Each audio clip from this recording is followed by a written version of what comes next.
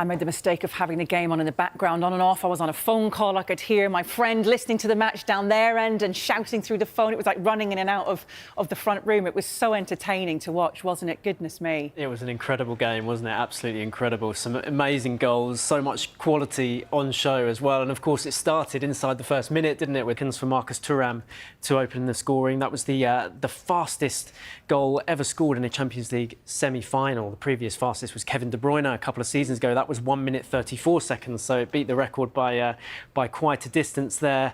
We then saw Barcelona come back, of course. They fought back, and it was a 6-goal thriller, and that itself made it the joint highest scoring draw in a Champions League semi-final, alongside a 3-3 draw between Dynamo Kiev and Bayern Munich back in 98-99. So a really amazing spectacle all round, really, and of course a star performer in Lamine Yamal as well. I mean, goodness me, where does he rank, do we feel? He's 17 years old. Goodness knows where he's going to end up, what sort of records that he's going to break, which he did, of course, in that first minute already, didn't he? Well, he's been incredible this season. It was a fantastic, just a fantastic performance from him, wasn't it? Again, I mean, it's amazing to think he's doing all this still 2 months shy of his 18th birthday. It's just ridiculous, really. So these stats here really highlight just how effective he was in this game. Of course, an amazing goal for Barcelona's first goal, the goal that really sparked the comeback. That was from one of 6 shots, which was the most in the game. He completed 6 dribbles as well. Again, that was a high in the game. He created chances, he won his duels. And I think what's really interesting is just how many touches he had. 104 touches in the game. That's the kind of number you would expect from a central midfielder, more than a wide player. And 17 touches in the opposition box. Again, that was the highest in the game. Incredibly high number. Simone Inzaghi, the Inter boss, talked about doubling up on him not being enough. But another big problem was that they just couldn't stop the ball from getting to him. Barcelona were really good at getting the ball to him. And we can see his touches in this touch map here. And it just shows you, almost all of them came in this area here where he is most effective. Picking the ball up on the right, cutting inside onto his left foot, as he did for the goal, and doing so much damage on that right-hand side of the box. 17 touches in there, a quite incredible number. And of course, he ended up with a decisive contribution, an incredible performance from him, and on his 100th appearance for Barcelona as well, which is incredible at his age. Only 17 years and 291 days old. So he's the youngest Barcelona player ever to reach 100 appearances. So yeah, a historic night for him, another one, and just a reminder of the incredible potential he has. He does, and you just wonder where he's going to go on, what records he's going to break, a debate if he is the best player in the world at the moment at just 17.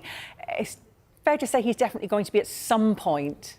Well, he's well on track, isn't he? I mean, it's just incredible to think of where he is now compared to previous superstars at this age, and that's what we see in this graphic here. So we have Ronaldo and Messi at 17, and you can see that Ronaldo was on 19 appearances. He was playing for Sporting in Portugal at the time, 5 goals, 4 assists for him.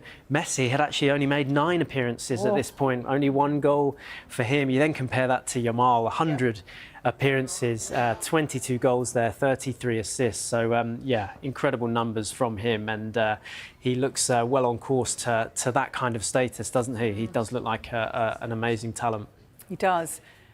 He has another amazing talent on the opposite wing, doesn't he, in the form of Rafinha. Just how good is his form?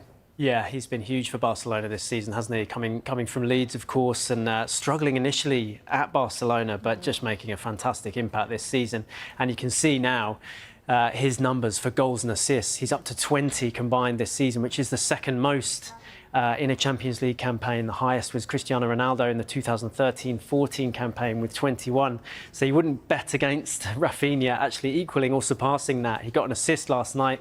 He also had the shot, of course, which led to the 3rd goal, bouncing in off the goalkeeper. So a really fantastic season. Just gets better for Rafinha. So Yamal not the only one making a big impact in that attack.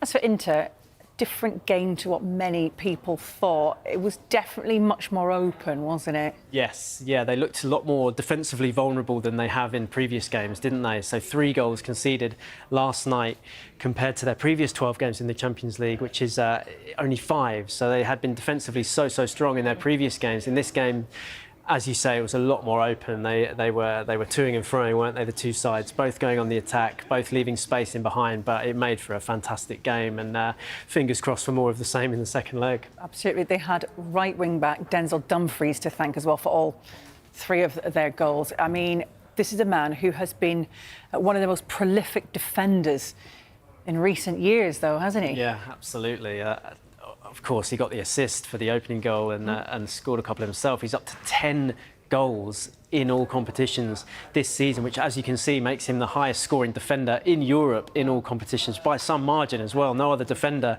has scored more than 6. You can see, obviously, some familiar names in here. Hakimi of PSG, Cucurella of Chelsea there, Daniel Munoz, of course, of Crystal Palace, Fabian Schär and Josko Guardiola up there as well. But that man, Dumfries, right at the top of the pile. An incredible offensive weapon for Inter in that wing-back position. It's such an incredibly poised tie. I cannot wait. Will Inter fancy their chances of getting a result in the San Siro? Do you think it will be Barca reaching the final in Munich? I mean, I think Inter have a good chance now. They are strong at the San Siro. They haven't been beaten there in Europe this season. They've won all their home games except for the one against Bayern Munich, which they drew 2-2 in the last round, but of course still progressed. But I think they'll fancy it. Of course, what Barcelona have is this incredible attack, so they're always capable of scoring goals with Yamal on one side, Rafinha on the other. Maybe they'll have Lewandowski back as well. Oh, yeah. But Inter at home, I do think they will be strong, and I wouldn't be surprised to see them advance from the tie. OK. Yeah, we wonder if Arsenal fans afford themselves the possibility to think who they'd prefer to face in the final if they can overturn that 1-0 deficit in Paris. Yeah, goodness me. It's an interesting one, isn't it? I think they have enough on their hands already, don't they, with trying to come through that second leg, having lost the first one. But I think both of those teams